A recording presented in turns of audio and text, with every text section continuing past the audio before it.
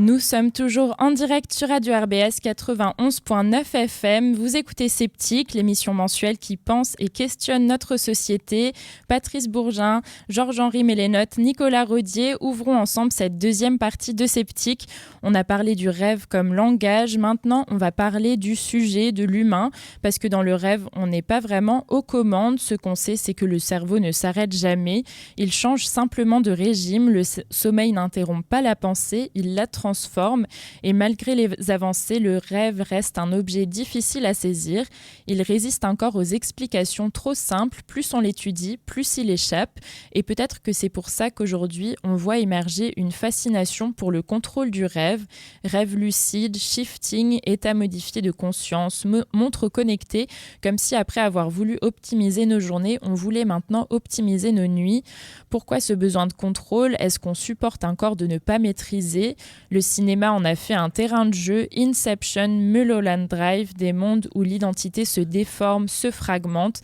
Et peut-être que le rêve n'est pas là pour nous dire quelque chose de clair, mais pour nous déplacer. Est-ce que le rêve est là pour être compris ou pour nous rappeler qu'on ne se comprend pas totalement ? Si le cerveau s'arrête, qu'est-ce que ça dit ne s'arrête jamais, qu'est-ce que ça dit de notre rapport au contrôle ? Est-ce qu'on supporte encore de ne pas maîtriser ce qui se passe en nous ? Est-ce que le rêve est une expérience de perte de contrôle ou de découverte, Jean-Henri Mélénotte ? Alors, je crois que Dites-moi tout.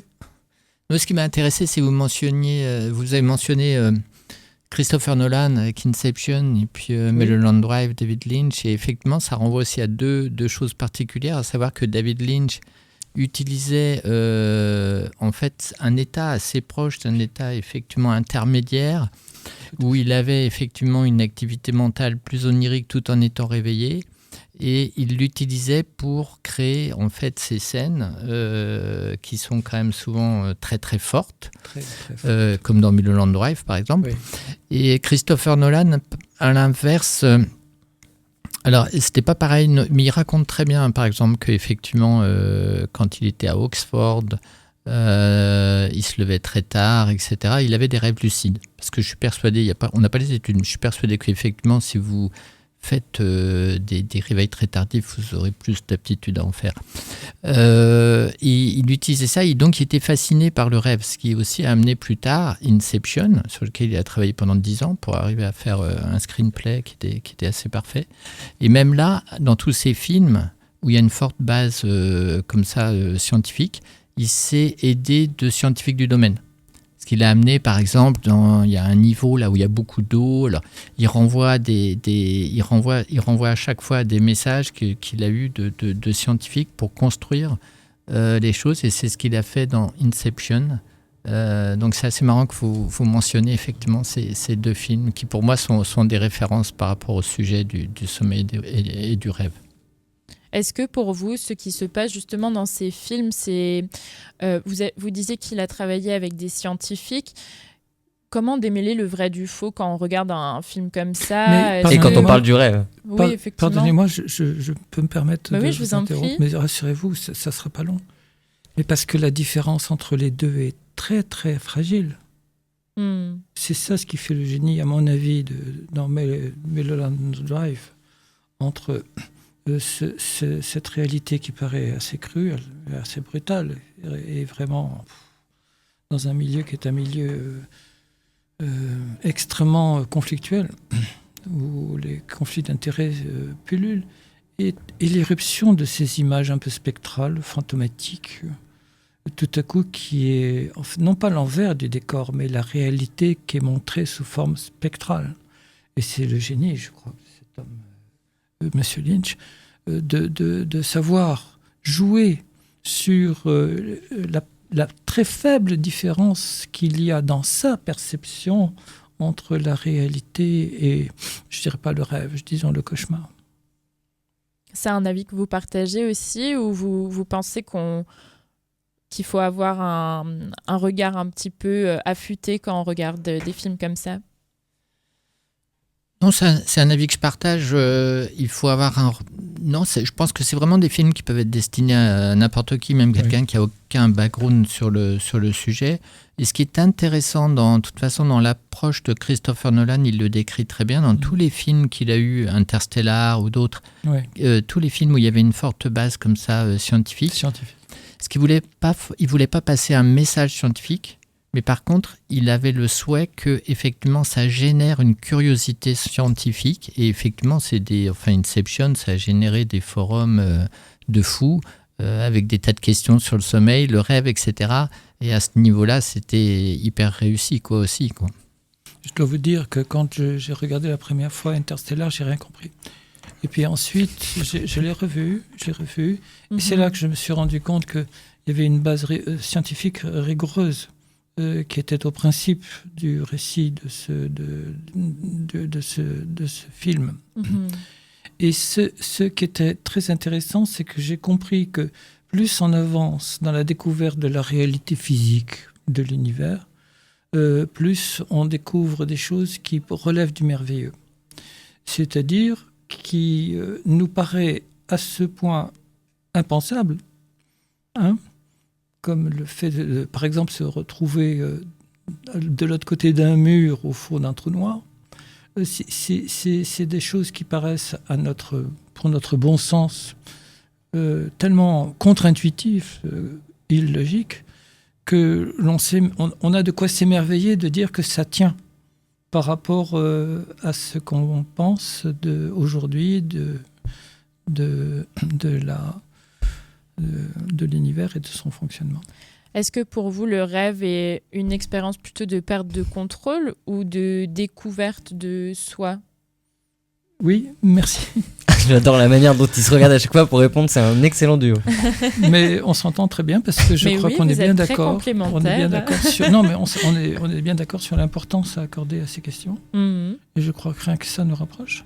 Mais en tout cas, ce que je voudrais dire, je ne sais plus quelle était déjà la question. C'est peut-être lié à mon âge. La perte de contrôle. La perte de contrôle, c'est justement ça. La perte de contrôle ou la découverte de soi. Parce que c'est vrai que quand on rêve, on se redécouvre d'une façon presque, je dirais, inconsciente en fait. Bon, je répondrai encore une fois en tenant sur le point de vue qui est le mien. C'est-à-dire, je crois que vous aurez la possibilité effectivement de répondre peut-être de manière plus détaillée sur ce point. Lorsque l'on prend conscience, parce que c'est ça je crois le mot qu'il faut dire, du souhait qui a été refoulé et qui émerge sous une forme transformée dans le rêve, eh bien, le problème, c'est que l'on comprend les raisons pour lesquelles, si les choses se passent bien, on comprend les raisons pour lesquelles on a refoulé le souhait inconscient qui était au principe de la fabrication du rêve. On comprend en quoi ce souhait a été censuré. Eh bien, une des raisons de la censure, c'est la perte de contrôle. C'est-à-dire qu'on censure ceux qui échappent au contrôle. Or, le rêve échappe au contrôle. Je suis certain que ce n'est pas tout à fait vrai de votre point de vue, mais disons que j'aborde cette question-là, la question du contrôle, d'une manière qui, à mes yeux, très très importante. C'est-à-dire que j'opposerai au contrôle le terme de liberté. C'est des gros mots que j'emploie, j'ai pas peur. Ce que je veux dire, c'est que la liberté est peut-être de nos jours la chose la plus difficile à pratiquer, à exercer, surtout quand, ici ou là, elle se heurte aux contraintes et au contrôle qui s'exerce sur nos consciences. Donc simplement, je voudrais dire qu'il y a quelque chose dans l'émission de ce souhait inconscient, quelque chose qui tombe sous le coup de la censure. C'est pour ça qu'on le rêve, au lieu de pouvoir l'exprimer réellement. Et aussi sur le fait que lorsque l'analyse du rêve fait émerger ce souhait à l'état brut, ça crée des tensions par rapport à l'ordre social. Nicolas? Oui, je voulais revenir sur un truc qu'on a dit il y a quelques instants. On parle de souhaits, de rêves, on parlait d'objets connectés, de montres. Mais quelle place a la réalité virtuelle dans le rêve ? Aujourd'hui, on peut mettre un casque sur ses yeux et vivre un rêve. Si maintenant on veut planer comme un oiseau, la technologie, entre guillemets, à travers les yeux, comme allongé dans son lit en train de rêver, le permet. Alors, est-ce qu'on est en train de franchir la barrière du rêve ? Est-ce que c'est plus entièrement notre cerveau qui le fabrique ? Est-ce que c'est la technologie qui pourrait nous faire rêver demain ? Comment vous voyez cette évolution ? C'est un domaine d'expérience, enfin de recherche même actuellement. Comment effectivement lier tout ça ? Effectivement, la réalité virtuelle commence à être intégrée dans toutes ces recherches neurobiologiques de plus en plus. Et effectivement, on vit autre chose. Alors, dans quelle mesure ça va être un autre état ? Dans quelle mesure, effectivement, il peut y avoir une extension avec le rêve et un état d'éveil, etc. Je pense qu'on n'a pas encore complètement les réponses. Mais, par exemple, même il y a une thésarde dans l'équipe sous la direction du professeur Schroeder, qui est le chef de service de pédopsychiatrie, qui fait un travail justement. Elle a monté effectivement un scénario de réalité virtuelle et tout sur des enfants pour effectivement après avoir un impact par rapport à leur sommeil, par rapport à leurs troubles. Donc voilà, je ne vais pas détailler cette recherche parce que voilà. Mais c'est des questions qui se posent actuellement. Ouais, c'est des questions qui vont se poser. C'est le futur. De toute façon, la réalité virtuelle, c'est le futur. On ne sait pas encore dans plein de domaines. On ne sait pas encore bien. Vous mentionniez le cinéma. On ne sait pas encore comment bien l'utiliser au maximum. C'est un potentiel énorme, mais on ne sait pas encore bien l'utiliser. J'avais une autre question que je me suis posée en préparant l'émission. C'est vrai que le sommeil en lui-même et le rêve qui est au moment de l'état paradoxal sont des moments où on est très vulnérable en tant qu'être vivant.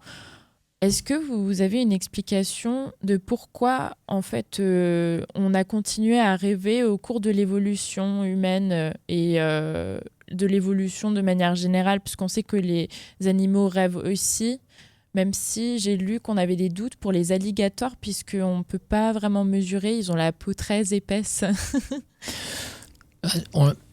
On a des enregistrements sur des gros lézards, sur des choses comme ça. Donc effectivement, aujourd'hui, on a plus de données en termes d'évolution sur plein d'espèces, donc de l'arbre phylogénétique. Et effectivement, elles dorment en gros toutes. Et effectivement, quasiment toutes les espèces, on arrive à retrouver des équivalents au moins de sommeil lent et de sommeil paradoxal. Et effectivement, la plupart des animaux rêvent de manière très différente. Un oiseau va avoir des séquences de rêve, enfin de sommeil paradoxal et probablement rêver très très court, parce que sinon, il n'a plus de tonus musculaire, il tombe de la branche. Wow. Voilà. À l'inverse, un platypus, par exemple, en Australie, qui vit beaucoup dans l'eau aussi, va présenter des quantités de sommeil paradoxal énormes et probablement de rêve. Mais là, ça renvoie à des fonctions aussi très neurobiologiques primaires, en fait, du sommeil paradoxal. S'il est conservé, c'est que ça renvoie aussi à des fonctions par rapport à l'apprentissage, par rapport à la maturation cérébrale, et par rapport à la régulation aussi émotionnelle. C'est-à-dire que dans les grandes fonctions du rêve aujourd'hui, il y a vraiment la régulation émotionnelle. Ça, c'est un facteur extrêmement majeur. Et je voudrais rebondir aussi par rapport à ce que vous disiez. Effectivement, il y avait une théorie qui était assez ancienne de Michel Jouvet, qui était de dire que effectivement le rêve servait à nous protéger en quelque sorte de cette influence sociétale qui nous conditionne un petit peu trop. C'est-à-dire qu'on a des comportements innés. Quand quelqu'un, dès la naissance, le bébé, il va prendre le sein de la maman, etc. Donc on a des comportements innés qui sont très peu explorés en recherche, malheureusement. Et ces comportements innés, il faut les conserver parce qu'on ne va pas forcément pratiquer ces comportements. Il faut garder tout notre potentiel et ce qui fait ce qui nous définit aussi en tant qu'individu, en tant que personne. Et la théorie de Michel Jouvet, c'était de dire, pour que ce ne soit pas effacé par une société qui nous conditionne et qui nous formate tous un peu de la même manière, en fait, le rêve permet de refaire vivre ces comportements pour ne pas les effacer, pour maintenir la base neurobiologique qui est derrière ces comportements. Donc voilà, le problème, c'est que cette théorie est magnifique. Elle a certainement du vrai, mais on n'arrive pas à apporter les preuves de concept scientifiques. Mais par contre, pour la régulation émotionnelle, c'est extrêmement important. Extrêmement important. On a de plus en plus de données là-dessus. Même pour le deuil, pour des expériences comme ça. Hein. Je voudrais juste, si c'est possible, intervenir sur ce que vous posiez comme question tout à l'heure. Est-ce que la science-fiction, par exemple, telle qu'elle est produite, est une réplique du rêve, par exemple? C'est vrai qu'il y a des films, on en a parlé tout à l'heure, qui s'approchent de ça. Je me suis toujours interrogé pour savoir si l'intelligence artificielle rêvait, et si oui, est-ce qu'elle pouvait analyser ses propres rêves? Ce serait intéressant et je regrette qu'on ne puisse pas l'aborder, mais on arrive déjà au terme de cette deuxième partie. On a longtemps voulu interpréter les rêves. Peut-être que le plus intéressant même pour ce soir, c'est d'observer aussi qu'ils nous résistent un petit peu. Ils ne donnent pas toujours des réponses, mais ils empêchent qu'on se raconte des histoires trop simples sur nous-mêmes. Merci à tous nos invités, Georges-Henri Mélénotte, Patrice Bourgin. Merci d'être venu. Merci Nicolas Rodier d'avoir été avec nous. C'est le moment du clin d'œil des invités. On vous propose de nous partager une petite recommandation culturelle. Comment on peut poursuivre nos petites recherches sur les rêves? Est-ce que vous avez un article à nous recommander? J'ai un conseil à vous donner. Je vous en prie. Jetez votre carnet où vous avez noté vos rêves, parce qu'un rêve non analysé n'a pas beaucoup d'intérêt. Et je prends rendez-vous avec vous, c'est ça? Non, il y a suffisamment... Il a dit le contraire. Il a dit jette des rêves, viens pas me voir. Il y a suffisamment d'analystes en ville qui feront très bien le travail. Patrice, vous avez une recommandation culturelle? Revoir Inception. Exactement, c'est ce que j'allais dire. Ça, finalement. C'est ce que j'allais dire. J'ai vu dans votre regard. Merci à vous, chers auditeurs, d'avoir été avec nous et surtout d'avoir laissé vos certitudes au vestiaire. Si vous ressortez avec plus de questions que de réponses, c'est normal. Ce soir, on n'a pas eu le dernier mot. On se retrouve avec Nicolas Rodier le mois prochain, 1er jeudi du mois de mai, même heure, même fréquence sur les ondes de Radio RBS 91.9 FM ou sur radio-rbs.com partout dans le monde de 20h à 21h. En attendant, je vous donne rendez-vous sur Instagram, YouTube ou Spotify, sceptique.émission pour retrouver tous nos épisodes et pour suivre l'actualité de l'émission. Je vous laisse entre de bonnes mains avec Issam Matlouti et Une voix sur le pavé. Ce soir, pour la reprise, on le retrouve avec un épisode spécial Bob Marley. Et nous, on se quitte sur un morceau qui fait écho à notre thème de ce soir. On écoute Dreams de Ruby. Vous êtes toujours sur RBS. C'était Valentina Lequintrec et Sceptique, l'émission qui ne vous dira pas quoi penser, mais qui espère que vous y penserez encore demain.